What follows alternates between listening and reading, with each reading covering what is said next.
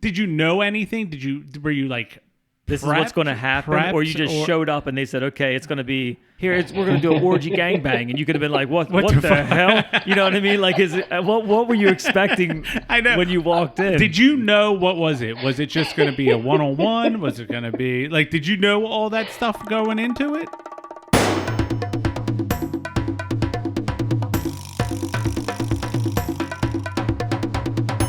Welcome back to part 4. Welcome.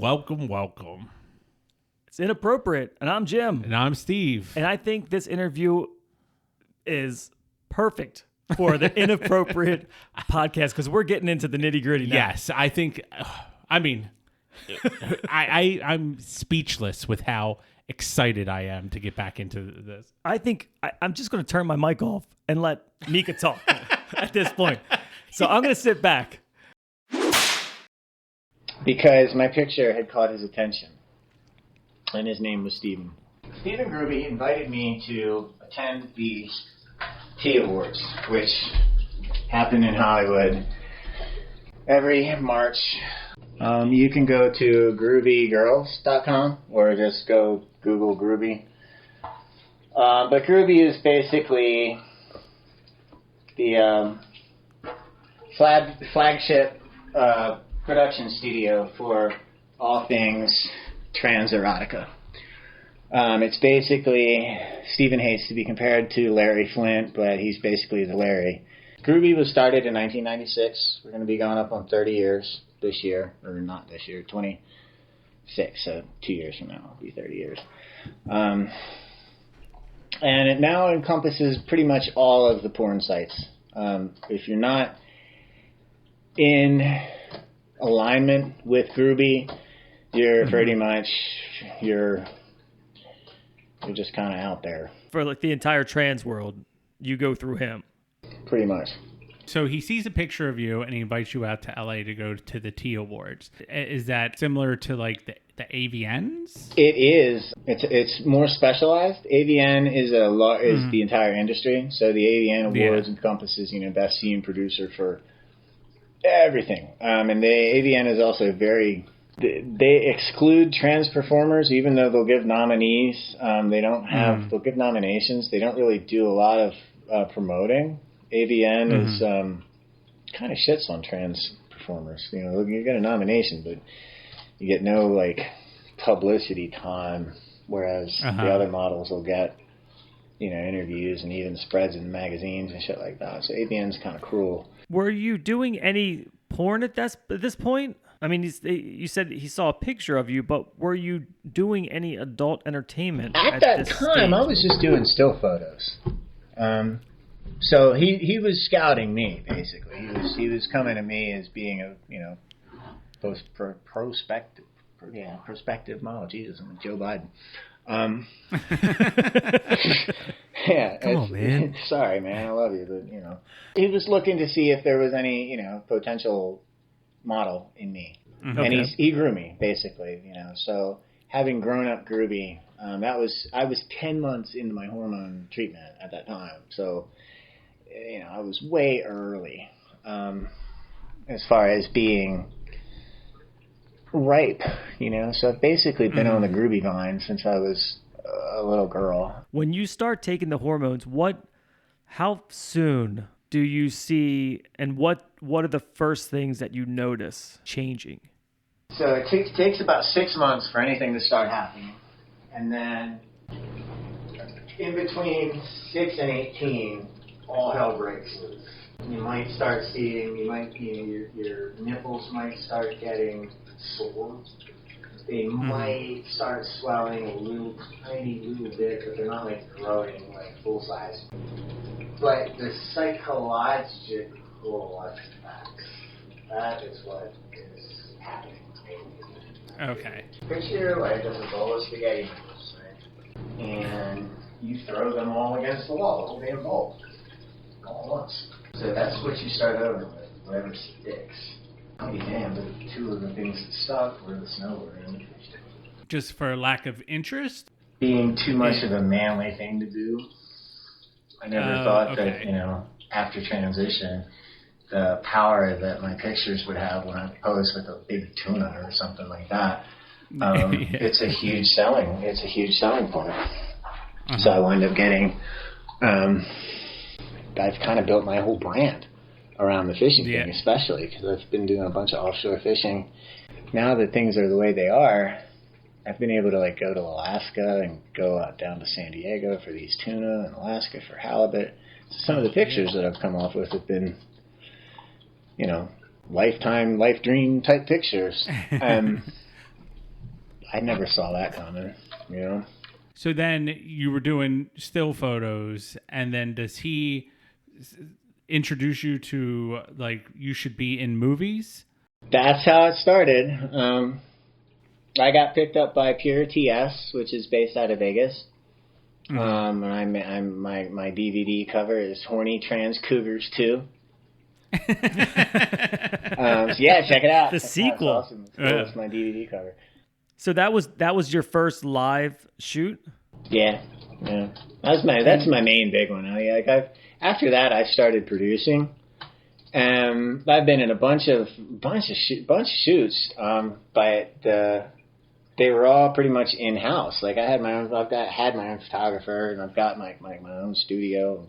The payoff and the karma is kind of why I'm not doing it anymore. Like I'm kind of pretty much retired from porn. Like, I'm not ruling it out. I've been asked to give a seminar in October in New Jersey at Exotica on how to break into the industry and keep yourself safe. I don't want to gloss over the porn thing, because when you decide to start doing it, like you'll see like things where the directors or the producers, or you always hear like stories like they're assholes and things like that. Was that your experience at all? Or you just like, you're like, oh, this isn't bad? Both. If that's possible. I mean, were you nervous? Yeah. I feel like that's a huge it's a huge step. Yeah. I mean, and have you been with? I mean, like that's not like we were in the Luxor in Vegas. Pictures. It was a huge step. Right, and I feel like that's somebody calls me from across the United States and says, "Hey, I saw your picture somewhere. Come to this awards." I know, and basically like just brings you under there, and then you say, okay, sure, I'll be there. That sounds fun. I know, right? I know. And then you go to these awards, and I guess it's a big community. I don't know, because when I look back at it, it doesn't make any sense. Well, I think like obviously, when you go to this award ceremony, there's everyone's like you are. You don't have you can be as absolutely free as possible, and not only that, it's celebrated. I feel like what happened is it's like I met my family for the first time. Then I was pissed when I came back to Maryland because my parents had kept me from it my entire life. So I had some reconciling to do. Yeah, I can imagine. Your first movie that you're in. Did you know anything? Were you like, this is what's going to happen, or you just showed up and they said, okay, it's going to be we're going to do an orgy gangbang, and you could have been like, what the hell? You know what I mean? Like, what were you expecting when you walked in? Did you know, what was it? Was it just going to be a one-on-one? Was it going to be like, did you know all that stuff going into it? Yeah, I did. I knew what I had signed up for. And what was it? Was it just? I mean, you can let it fly as much as you want. I'm gonna let it fly because I'm proud of it. I would be too. I was sitting in Baltimore downloading pirated porn off the internet. Not because I was like enjoying the porn, but I was looking at it because I knew I could do it. And I remember pulling all this shit off FrostWire that was Pure TS, and it was this big bald dude named Christian. And I used to have I kind of do have a thing for bald dudes, right? I don't know why, but there's just like but now the bald dudes that I see are fucking Heritage Foundation motherfuckers. So bald dudes are no longer necessarily, I had a thing for bald dudes. Mm-hmm. So Christian being the big bald porn star guy, I used to watch those things and say, God, I could do that if I could just get the chance. If I could just get the chance, I could do that. That could be me. You know, Kylie Maria, fucking Danny Daniels, fucking, you know, fucking whoever it was. When I came out to that awards show at the pre-party, I met Christian. And Christian came walking through the pre-party, and I was like, "Hey, Christian," and he gave me a big hug and he grabbed my ass. I was like, "Oh my fucking God, Christian." So Christian, he says hi. Christian fucking swam into my trap. I set my website up, and I got an email from Christian that said, "Hey, beautiful, when are we going to make content for our sites?" I was like, "Well, whenever you get back to that letter I sent you." He's like, "What letter?" Well, it turns out I'd written a letter, but it got stuck in my draft box and it never sent. So we made a date to work right then and there. And that was, I think the date was set for April 5th or something like that. That was like mid-February. Is Christian like a gay male? Who is he? Christian is he's again, that's somebody you probably want to Google. He has been in porn forever, but in the past, like, 15 or so years, he's been in the trans industry specifically. He's very, very well known. I mean, would you consider him straight? Big Clydesdale motherfucker from Texas. He's very sensitive, but he'll never let you know it, you know, because he is hidden behind that male mask, that male persona. He's an Iron Man athlete. Okay. He looks like a baseball player. Let me see. He's a big dude. Oh, jeez. Okay. Yeah. Okay. Yeah. I was expecting just a clothed picture of Christian, and it was not a clothed picture of Christian.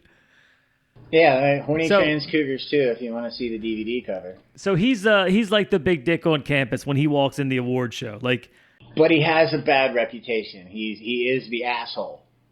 But that's kind of what I was saying, is like, it was a good experience, but at the same time, he is the asshole. But he's the asshole because he's a good businessman. So I don't hold his assholeness against him.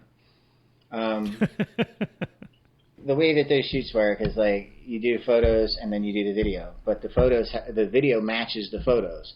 So whatever positions you do in the photos, you have to redo those positions in the video. Somebody please keep track of that for me. Because when I'm in that situation, that's the last damn thing I'm doing, is keeping shit organized in my mind.